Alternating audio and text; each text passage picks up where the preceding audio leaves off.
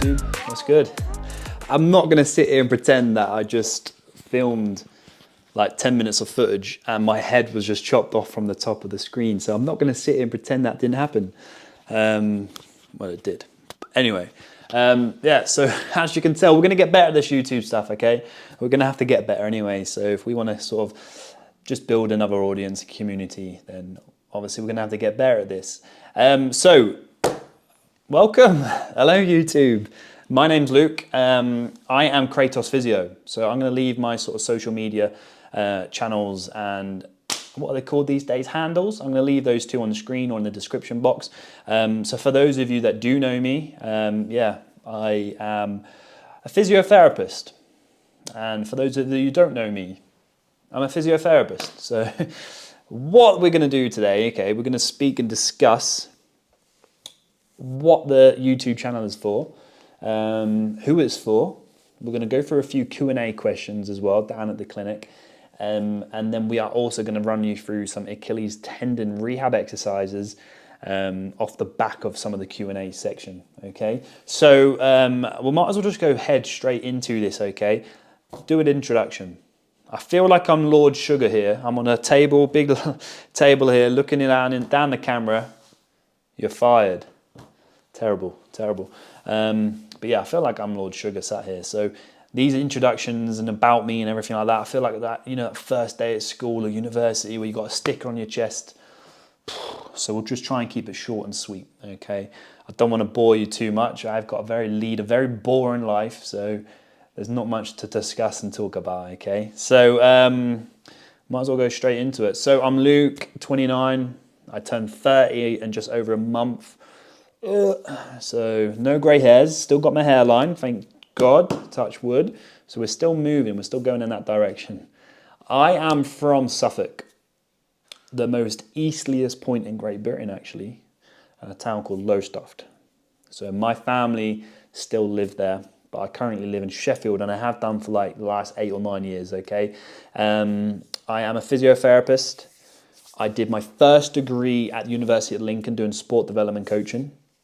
I originally wanted to do performance analysis. So when I left uni, I was doing performance analysis for a League One football club up here near Sheffield, where I moved to after uni. And there were just so many cons in that compared to pros. So I did a season and it wasn't for me. So one of my close friends at the time, he was studying physiotherapy up at Northumbria University. We had a chat. Speaking about physiotherapy, I've always had a passion or sort of an interest in helping people, but I never really knew when I was young, which perhaps a lot of you don't really know at that time, of what you want to do. And I didn't know at that time either. I didn't know whether I was going to go to America to play football, but I went off to do university, and that was my first degree. But yeah, cutting the long story short, spoke to him. He helped me to secure a position with the NHS in pulmonary rehabilitation in outpatients, which for those of you who don't really know much about physiotherapy, is sort of for people, it's like sort of gym-based therapy for people sort of struggling with lung conditions, okay? I did that whilst I was studying for physiotherapy as well, MSc pre-reg course. So did that for like sort of 5 years working there, and then now I am working for myself, Kratos Physio. So I don't want to talk about the job and what I do just yet in terms of Kratos Physio. We're going to leave that at a later date. We've got a couple of questions that we're sort of going to bash through once we go down to my clinic anyway, where we're going to talk about. But let's just keep this introduction video about what the channel's for, and we'll go from there. So where do I start? I feel like on YouTube, there's a lot of online coaches. There's a lot of personal trainers these days, isn't there? And from a physiotherapy standpoint of view, there's not many. I can't even think off the top of my head who I would want to watch from a rehab physiotherapy standpoint of view. I'm not saying that I'm going to be that guy for you guys, but I just want to start producing more long-form content, okay? It's evergreen. It enables us to answer questions in a little bit more detail, provide some more advice and support and tips to you guys as a whole. And if there's any sort of new grad physios or first year, second year, third year physiotherapy or sports therapy students, perhaps we can sort of shed some light as well. I'm sick and tired of going on YouTube and seeing all these videos of what I eat in a day and everything like this, and it just bores me. So I want there to be something on YouTube which is relatable, it's relevant to you guys, and stuff that you can learn from as well. So that's what this content's going to be. It's going to be for anyone out there who sort of wants that advice and tips and everything like this. It's going to be sort of vloggy style, it's going to be educational style. Hopefully there's going to be some humour in there. I'm not saying that I'm full of banter, I hate that word, cringy, but hopefully there's going to be some dad jokes thrown in there as well. So that's what the channel's for, and hopefully you can learn from it, okay? So hopefully you can sort of like, share, subscribe, whatever you do on YouTube, I'm not too sure yet, but yeah, just make sure you stick around, okay? So today's video, what we're going to do, we're going to head down to clinic, we're going to do a Q&A section. We've got some questions from Instagram that we sort of need to run through. A lot of them were sort of heavily based on Achilles tendon, okay? So once we do that, we're then going to do a voiceover later on in the video, going through some exercises, selection or advice on how to look after Achilles tendons, do some exercise selection, do a voiceover, and we'll take it from there.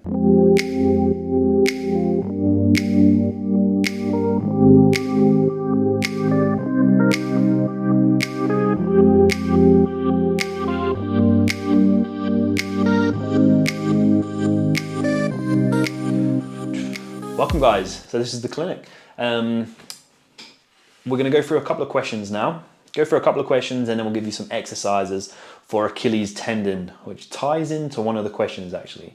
So we'll just dive in. First question on the Instagram Q&A, okay, was what is your split to online and face-to-face clients? So for those of you who don't know, like I said earlier in the video, I'm a physiotherapist. I have my own clinic, so I work for myself. And we have quite a large sort of split between online and in person. So this is my clinic, okay, we'll show you around in a little bit, but I would say it goes through waves, okay, it chops and churns, okay, in terms of what is more busier than the other one, okay. So the online side of things is just steadily sort of increasing over time, so that is always busy, but we go through periods where we have a few more check-ins and online consultations, okay, through weeks. So like I said, it goes through waves, and the in-person stuff definitely goes through waves as well, depending on the time of year, etc. So I would say the split at the moment is probably looking at about 60 to 70% online to face-to-face, which I enjoy. I absolutely love the online side of things. The online side of things is the beauty of it is we can spend so much time assessing certain things, slow-moing things down. We've got a little bit more time to package everything, okay? I get to work with people all over the world. For example, we've got people all over on the furthest side of Australia to the furthest side of America, Finland, Norway, Sweden, a couple in Germany, where else? Madeira and Portugal, shout out, you know who you are, mate. So I get to work with people all over the world, experience different cultures, speak to loads of different people and help them get back to themselves. And that's the beauty of online. We can sort of speak to anyone and we can connect with anyone, and I absolutely love that side of things as well. And we can get as deep down into it as possible. So I really love that stuff. And then obviously in-person stuff as well. So we are picking things up and it's steadily going on there. So that's the split at the moment, 60 to 70% online to face-to-face. The next question is talking about Achilles tendon pain. Okay, so we've got two questions on this. One is Achilles tendonitis, long-term pain, how do I fix it? And the other one is talking about insertional Achilles pain, can you talk about it? And of course we can. So we're going to talk about Achilles tendon issues now. And then after this, we're going to give you and run through like 4 or 5 exercises if you're in your early stage of Achilles tendon pain to help you get back to yourself, okay? Just remember, for rehab to be effective, it really needs to be tailored to the individual, okay? So just take this with generic advice. This is not to replace any medical advice that you've been given from anywhere else, okay? This is my personal advice that we've seen some benefits and work from the research implied into our rehab that has got some good results, okay? So when it comes to Achilles tendon pain, we have to distinguish 2 clear things, okay? One of the questions was insertional Achilles pain, okay? So let me just grab you guys. So the Achilles tendon, okay, basically tendons attach muscles to bones, okay? The Achilles tendon is one of the longest and biggest in the body. It connects the calf muscles down to the heel bone, which is the calcaneus, okay? So when we talk about insertional Achilles pain, we're talking referring to symptoms, pain, anything like that, down where the insertional point is from the tendon attaching to the bone, okay? Up to about 2 centimeters up. If we're talking about symptoms, which is 2 centimeters above the insertional point, then that is non-insertional Achilles tendinopathy or tendons. Whoa! Apologies there, guys. I've got an absolute mouth for my massive head there. So when it's 2 centimeters above, we're looking at non-insertional Achilles tendinopathy or pain or symptoms, okay? Really important for us to distinguish the two factors there, especially with our rehab, as it dictates what we're going to do with you and what you'll be able to handle, okay? Non-insertional Achilles tendinopathy, we can go into more deeper ranges with increased dorsiflexion. And dorsiflexion is basically just our ability to bring our knees over our toes. So the ability to bring that foot upwards, okay? So think about tibialis raises, etc. Insertional Achilles people who are struggling with those sort of symptoms, they really don't like increased dorsiflexion loads, okay? So we have to earn the right to go back to increased dorsiflexion movements, okay? It just basically puts a lot of shear force onto that tendon, especially at that insertional point, which you just can't tolerate, okay? So if you are struggling, we have to obviously monitor how much dorsiflexion we are getting on exercises. For example, a lot of people like to go into a deficit calf raise to put the calf on a bit more of a stretch to induce more hypertrophy sort of stimulus to the body, and we'll talk about that in a different day. But more stretch onto the calf to get more range of motion to then go up. However, insertional Achilles patients really don't like that. So we have to monitor and be really careful with what exercises we're given to individuals who are struggling with insertional compared to non-insertional, okay? Then I also messaged that there just to ask a little bit more detail what he wants us to talk about. He then was speaking about how he rests and then goes back to activity, flares it up. And the only exercise that he's doing is really sort of calf raises and static stretching. Static stretching is possibly one of the worst things that we can do for a tendon, okay? So tendons absolutely love load. They love mechanical tension. They love heavy, slow resistance.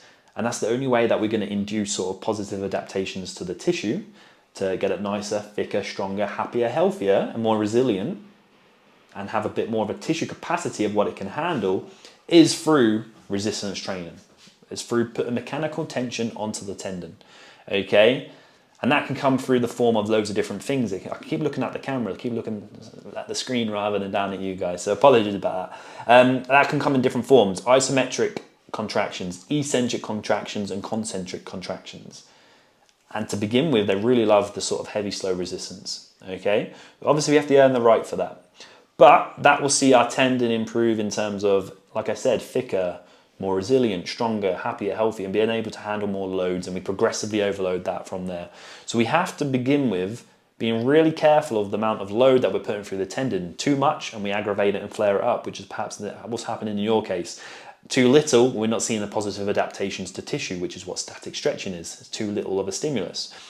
So we have to be really careful of what exercises we give you, making sure we're getting enough rest and recovery in between those strength sessions, and then taking it from there, okay? So rest is not always best, but we have to get enough adequate recovery to see those positive adaptations occur and happen to the tendon, okay? So what we're gonna do now, we're gonna jump into some exercises that I've filmed down at the gym to give you some advice, recommendations on a couple of exercises, a few exercises to help you with your Achilles tendon issues.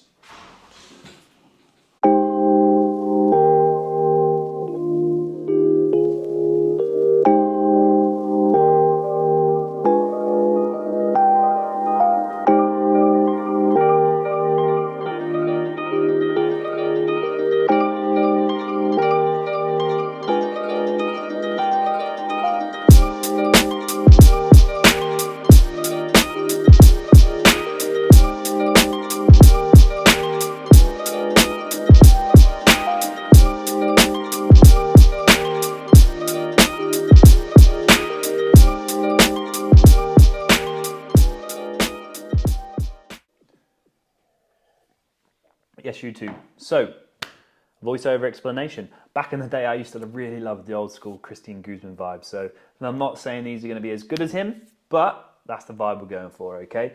So I'm going to be somewhere around on the screen explaining you these exercise options, why we're doing them, what benefit you can get out of them, and let me just pause there.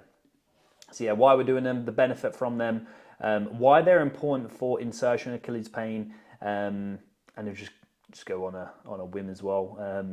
Just talk, explain anything that pops up. Okay, so we discussed earlier the difference between insertional and non-insertional. So insertional and mid-portion Achilles tendinopathy, really important for us to sort of look at the impact that increased dorsiflexion loads have on our exercise, and that's why we've got these exercise options. Okay, you might be thinking, oh, you're not getting full range of motion for the gastroc and the soleus. However, we've got to be really mindful of that increased dorsiflexion load. So the first exercise was seated calf raises. Make sure you load up heavy, get the dumbbell seated down there, and it's a really good exercise to be able to target that soleus muscle. Moving on, we have the split squat iso hold with calf raise. So we've got the sets and reps just down there. We're going to be going through the progression of these exercises, okay? So this is the very first exercise that I would like you guys to do and to focus on. So we can manipulate this in a variety of ways. We can change the height in terms of elevation of our foot, like as shown on the screen now. But then we can also change where our body weight's forward as well, and our shifted in our body weight. So as you saw there, I shifted it forward to try and get more body weight onto that front foot, to make it a little bit more challenging and difficult for the plantar flexors and the gastroc and everything, okay? So as you can see, having our foot plantar flex is really engaging the plantar flexors there, the gastroc. And as you can see on that lateral head of the gastroc is really flickering, it's really engaged, and the other intrinsic foot muscles are really working as well. So we progress this on to a rear foot elevated floating heel split squats, okay? So without weight to begin with, and then we obviously progress to weights. So again, exactly the same as the exercise that we just had, but we're challenging the environment. We're raising up that rear foot, if you guys want to call it a Bulgarian split squat, be my guess. But we're raising it up, again, being mindful of where our body weight is shifted, okay? If you want to put more pressure onto the plantar flexors on that front foot, then obviously shift it more body weight onto that front foot. Then we can progress that by adding in that elevation. Okay, so we've got the weights here, and now we've got the elevation. And like you said, or like you guys said, as you can see, the intrinsic foot muscles are really strengthening there. We're really improving the co-contractions of the lower body. I don't care about if you get ugly reps like as seen on there from myself. Don't care about ugly reps. You're gonna get ugly reps. Everything can't be perfect. And it also gives us a chance for how our body can organize itself as well. So moving on to plate-loaded calf raises. I love the plate-loaded version and variation, but if you have a resistance machine, then throw yourself onto there, okay? So with this exercise, it's really, really important to make sure that we are focusing on heavy, slow resistance. Load it up. Try to go low reps, okay? Load it up. Try the 2 to 4 seconds on the eccentric phase, okay? As you can see, I'm really slowly lowering myself down. Another major thing that we have to focus on here is trying not to go below neutral. As you can see, I come down to where neutral is and then I go back up. I'm doing that on purpose. Like we said, we don't want that increased dorsiflexion load onto the tendon, onto where we insert into the calcaneus, okay? We don't want too much of that load going through there. So we're just going below to where neutral is and then go back up. This is an exercise where we can really start to progress and try to get that increased dorsiflexion back when we earn the right to do so. One thing here that I really love to do with my calf raises when we're trying to build up that tendon health is, as you can see on the screen now, is hold it for an isometric hold right at the end. Okay, load it up as high as you can go and then just hold for as long as you possibly can. It just allows us to, like I said, I really love isometric exercises, but it really allows us to really focus on that tendon health and just really increase that co-contraction strength and the neuromuscular function of the posterior chain. But isometrics are really good for pain relief and really good for building up that tendon stiffness. Okay, then progressing on to a squat hold calf raise. Okay, so a squat hold calf raise, really great for the soleus muscles again. When I'm training myself, I usually superset those last two exercises together. However, you can do whatever you want, okay? Especially if you guys are struggling with the Achilles tendinopathy, Achilles symptoms and Achilles pain, it might be a little bit too much for you guys, okay? So as you can see here, holding onto the wall, we can again manipulate where our body weight is shifted. Is it more onto the back, on our back of our heels? Is it more onto the front foot? Okay, so we can mess around with that. But the major point here is trying to go up onto the toes. Trying to get up as high as we possibly can, getting that joints in the feet moving as well. So that's a really good exercise there. So we're just trying to build capacity up there, trying to go as high as we possibly can with this, and then come back down. Really challenging exercise. Moving on to calf raised bridges, okay? So just ignore the facials here. So how we set up with this exercise, okay, is as you notice, I'm trying to move my feet out here, trying to find that distance, okay? With this exercise, to try and find that distance, okay, we're again, another isometric exercise, building up those co-contractions in the posterior chain. But as you noticed, I try to move my feet out, okay? We want to go as far away from the bum as possible, where our heel is still able to slightly, ever so slightly, drop off from the floor, raise up from the floor. If you're struggling with that, as you can see when we moved and progress onto a single leg exercise, single leg variation, I am bringing my heel a little bit closer to the bum, okay? So a really good exercise there for building those co-contractions in the posterior chain. Moving on to what I would arguably say is probably one of the first exercises, along with isometric exercises, to try and implement within your insertional Achilles tendinopathy is end range calf raises. Okay, like we said and we discussed, insertional Achilles pain really don't like that increased dorsiflexion load. So if we can actually manipulate where we're starting from with our calf raises to build up that capacity within the calf again, to strengthen it in a pain-free range, and then as we go, gradually expose that load back, is a plate underneath our heel and focusing on end range calf raises. If you are struggling with single leg, you can then obviously regress to double leg. I'm holding on to the bar here, but you can obviously progress and not hold on to the bar. The last exercise is progressing on there is to make sure that we're working that soleus muscle again. Soleus, whatever you want to call it.